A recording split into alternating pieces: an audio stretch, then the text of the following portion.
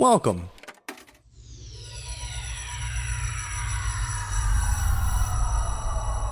to Arcade Audio. Ladies and germs, welcome to Dilettante Ball. I'm Johnny. I'm Spencer. Here on Dilettante Ball, we go on Wikipedia. We click random article. And we talk about it. Yeah, we do. You know, I was thinking about this. We've got we pick on the Brits a lot. We do. But a true dream of mine is to be on a British panel show. Yeah. Yes. I've been watching panel shows, both British and Japanese, recently, and they're like so good. Envious. Mm-hmm. Yeah. Yeah. Why don't we have that? I don't know. I really don't. They're Maybe so it's because good. There are so few truly famous people in either place. They're only famous amongst themselves. Oh, wow. So they kind of are like, well, we're going to band together, and together we'll create one big star power worth of. But all of the celebrities are from here, Yeah, so we could. Yeah, all the worldwide celebrities. Yeah, I guess the closest thing we had was like I Love the '80s, which I believe started out as a British panel show. Wow, I could see that. Yeah, and that's even like that's close, but not quite. And they were not celebrities. They were Dancing with the Stars level celebrities. Yeah. They're at midnight is maybe semi. I've never watched a single episode. I fucking hate that dude. I've seen about half of an episode. Yeah. But like every time I'm watching this, I'm watching this Japanese program called Gaki no Sky. But what does that mean? I don't know what it means exactly. And I want to say the entire name of it is Gaki no Sky Yari Hande. Okay. Which means something to the effect of downtown is no place for kids. That's very good. But it's like these guys. It's like either 2 or 5. I'm not 100% sure on the breakdown. But anyway, you don't know how many people are on the show. Because a lot of Japanese comedy is in pairs. And so there's one pair that's called Downtown. There's one pair that's called Kokoriko. Okay. And there's another guy that's just by himself named, depending on what year it is, Sukute Jose or something. Anyway, so all 5 of those guys together do an annual thing for sure. And I just don't know if they're all 5 on the same show constantly. It's a weekly show, but they also do a yearly special. Oh, so you've been watching the yearly specials? Exactly right. Gotcha. And I say all that. We're really in the weeds. I say all that only to mention that during this yearly special, there will be, I don't know, 30 or 40 celebrities on, and I don't recognize a goddamn one. How famous are the one that I've been watching a lot lately is QI. That was my gateway into panel shows. How famous are the people on QI? I don't know. I recognize like one person, but he's from another British show. He's done nothing in America. Yeah, David Mitchell. Yeah, exactly. Is on there a lot. That's what I'm thinking of. I know. A lot of them I don't know if I just know them because of they're on other British panel shows. Yeah. But yeah, I recognize one Japanese celebrity because she was one of the hosts of Terrace House on Netflix. Yeah. But I mean, if I could get on QI, just one episode, and so every now and then they'll have like an American person, or I just watched one that had a Canadian woman. Yeah, and I keep thinking that too. Like maybe I can be the American guy. Like, that could be my niche. Yeah, like. Oh, you guys are crazy. When they'd be like, well, you're crazy. And it's like, right. No, what fun we're having. So anyway, if anyone who works for QI wants to hire both of us. Yeah. I'd also be on Mock the Week, but I don't think I'd be very good there because I don't know what your week is like, you know. I don't know what Mock the Week is. It's exactly what it sounds like. So someone going very fast on a very not strong person. You did a different that's exactly it. Jesus. It's like that joke wasn't even worth it. You made another joke that wasn't worth it before we started recording. Yeah, I'm in that mode right now. Yeah. Do you remember Best Week Ever? Also on VH1. Yeah. Mock the Week is basically that, but a panel show. Best Week Ever, I think, was in the style of I Love the '80s, where it's not a panel. It's just like you. It's just, hey, you like those guys? Well, we ran out of decades, so. Do you remember they started doing the 2000s before the 2000s were over? I didn't realize that was the time. No. Yeah. I don't think they finished. We gotta get some money now, and they also did 3 I Love the '80s. Right. Like they did 2 I Love the '70s, and I think they did 2 I Love the '90s. Well, I mean, I was watching that shit, dude. I was very into it. I was very into it. For whatever reason, the biggest memory is one year we were decorating our Christmas tree Okay. And just there was like a marathon of I Love the 80s on, and we just so good. watched I Love the 80s. That's how I found out about The State. Like, I didn't know Michael Ian Black, or like, he might have been the only one on there, but I didn't know about any of I think he was. That's all. There were like half the people like were comedians that were like, you know, like comedians. You know what I mean? Sure. Like, no one knows who they are, but like they're the comedians in the room. Like, oh, that guy's funny. Mm-hmm. You know. Yeah, I love Michael Ian Black. Yeah. And I knew about him from Ed, which I was very big into. Okay. Anyway, you want to do our show? Yeah, let's do our show. You want to get an article? Let's get an article. Okay. Not so excited about this one. This is a stinker one. It's not a stinker. The Sponge Who Could Fly, That sounds fun. also known as The Lost Episode, is the 19th episode of the 3rd season and the 59th overall episode of the American animated television series SpongeBob SquarePants. Why is it called The Lost Episode? I think probably as a bit. Oh. The episode... I'm not going to read the whole thing. Yeah. Because I thought you were going to say something like... what is it, like season 6 of Doctor Who just doesn't exist anymore? We're real Anglophiles. Well, And also, we know nothing about England. Because the BBC like taped over it. Yeah. Or it was lost in a fire, maybe. I think that at a time, no one thought that anyone would ever want to watch anything that happened again. Yeah. Even in America, they're doing that with like some stuff. It's just it's so strange looking back on it now in a world of like internet where everyone wants. I mean, how many Christmases now have we sat and just watched commercials on Christmas we just that go on aired YouTube from 1990 to 1996? every one. Yeah. So it's like, yeah, I want to watch Doctor Who. I'm watching a Burger King commercial that I can quote word for word from when I was 5. You know. Yeah, it's so strange. I was going to say something and I totally forget what it was. Last episode, taping over stuff, BBC. I don't know. It's gone. You want to start the podcast over? Maybe that'll jog your memory. I saw this video of this woman who had some sort of brain injury and she was in the hospital for it.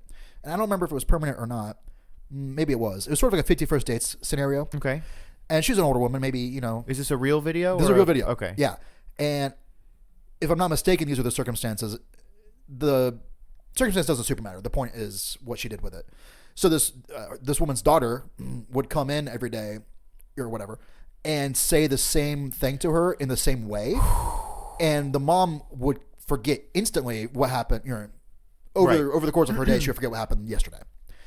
And every time that this daughter came in, she would respond the exact same way, like with the same inflection and everything every time. So it was like, it's sort of like illustrated how our brains are like computer programs, you know, where it's like... That freaks me out. It freaked me out a little bit, yeah. Is that cruel?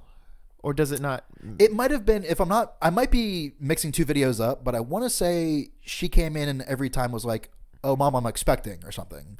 So like over the course of 9 months, she got to constantly tell her mom this like great that's news. fun. Yeah. I might be mixing up two videos, but that's certainly one I've seen. And then the mom turned around and said, sorry, I didn't hear you. I was too busy blocking out the haters. Yeah, I think that was the same video. Pretty sure it was the same video.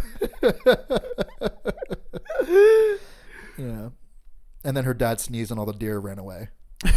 So, a little up and down, a little roller coaster. What is something that you will always sort of go back to and watch? Like, what's the most, you know, like those commercials? It could be a commercial. It could be just and why do you, I mean, I guess the commercials are just like a nostalgia thing. Right. Maybe what's your most nostalgic thing? Oh, boy. I feel like the answer to that for me, I don't have a concrete answer, but sure. It's probably something like that I don't even like to think about too much, and I certainly don't want to go back and watch it for fear of it not holding up, probably. Like, I'm like in my head, I'm picturing like Austin Powers too. Yeah, The Spy Who Shagged Me is up there. Yeah. But kind of that's a good example of like, boy, I remember like quoting the hell out of this scene, you know, when I was in 3rd grade and just all my friends yucking it up. Yeah. And it's like, oh, I can't go back and watch a movie like that because it will ruin like a piece of my life. Mm-hmm. You know, we just rewatched Borat just to see. We were like, there's no way. And boy, better? Oh boy, you were right. Was it fucking rough? Yeah, wow. It was a bummer. I even remember at the time watching it, not being super psyched on it. But it was quotable. So there was like 3 or 4 Oh, things. certainly. I will never not say my wife. Yeah, that's probably stuck with me forever now. Yeah. Which is weird. It like went away and then came back so hard. And he like doesn't even say it like that in the movie. Yeah. It's weird how you'll like have phrases like that you latch onto and just they morph in your head, and then it's like that's not even Luke, I am your father. Yeah, exactly. His name wasn't even Luke. Everyone always gets that wrong. It pisses me off, dude. Look, I am your father. Look, I'm your father. Damn it. Listen to me, please. I think I know mine. Okay. And it's the saddest thing is this is one of those things that I can't get back. Okay.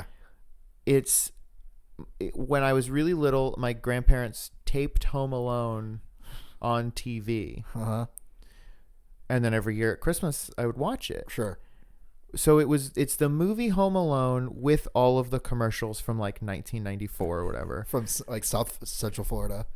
Yeah. So obviously one of them, which we talk about it maybe 9 times a day, is the Sears air conditioner commercial. I stopped myself from mentioning it earlier in this episode. Yeah. But that was on that. There was a Right. commercial for like Sonic Spinball. Sure. Like Gatorland Kia. There, That was from my hometown. We'd have that. It just see, and like I remember like The Game Boy Pocket commercial where the pumps ran into the old woman. Mm-hmm. Yeah. There was one for like a JCPenney doorbuster sales. Oh, like man. it just Yeah. not even commercials that, because like the Game Boy commercial that sort of like In our impacted milieu. me. And Right. yeah, but just I don't give a fuck about like Shitty commercials. braziers that are on Right, right. sale. Screwdriver sets and things like that. But just all of these.